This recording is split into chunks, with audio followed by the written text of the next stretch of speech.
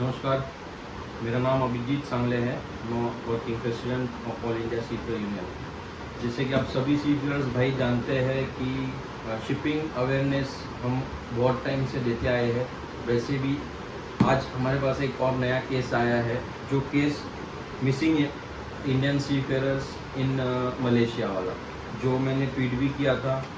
और जो कैंडिडेट हमारे सीफेयर भाई है, उसमें से एक मणिकंदन उदियार जो कैंडिडेट है, ये अभी मलेशिया में मिसिंग है और 17 अक्टूबर से इनका कोई पता नहीं है। जैसे कि मैं फिर से एक बार बोलना चाहूँगा, ये जो लड़का है ये एजेंट के थ्रू गया हुआ है। ये एजेंट रेहान पठान इसका जो नाम है, इसके थ्रू गया था। इसकी इंफॉर्मेशन हमने ली हुई है और इसके ऊपर कार्रवाई भी होगी।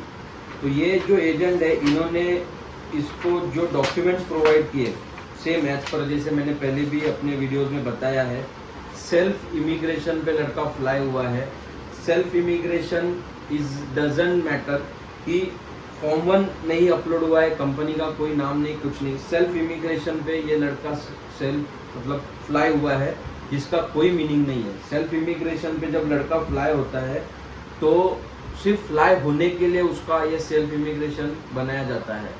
और आफ्टर दैट अगर लड़का एक बार दूसरी कंट्री में पहुंच गया तो इस सेल्फ इमिग्रेशन का कोई मीनिंग नहीं रहता है।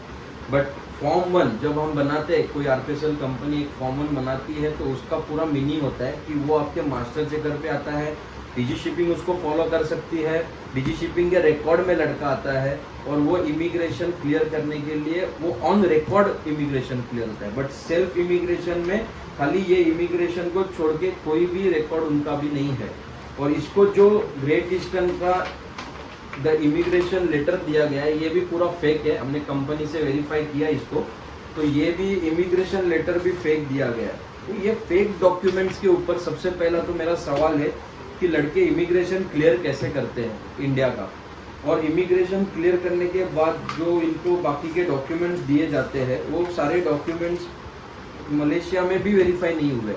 बस एजेंट आया वहाँ पे, उसको लिया और उसको लेके वहाँ से वो चला गया, एक होटल में रखा। होटल में 3 दिन तक लड़का था, उसके बाद वो जहाज पे ज्वाइन किया। तो ये लड़के की कंप्लेंट लेके अभी उनकी बहन हमारे पास आई है। अभी बाकी लड़के के साथ क्या हुआ और लड़का कैसे वहाँ पे पहुँचा, ये वो आपको बताएंगी। सर मणिकंदन जो है वो 24 को मलेशिया फ्लाई किया था यहाँ से।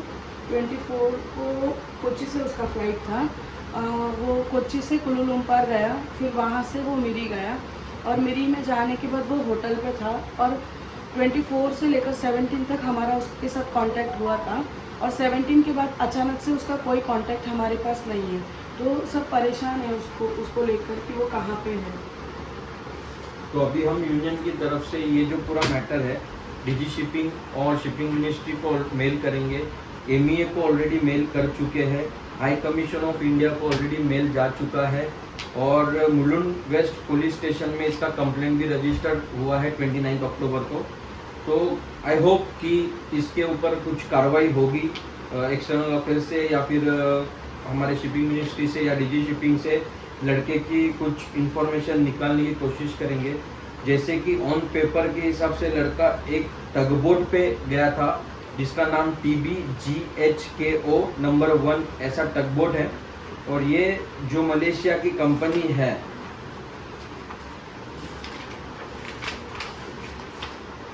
ये मलेशिया की कंपनी है सॉलिड मैरीटाइम करके। इसके ऊपर भी थोड़ा सा हमने इंक्वायरी के लिए डाला हुआ है कि ये कंपनी एक्चुअल में वहाँ है या नहीं है।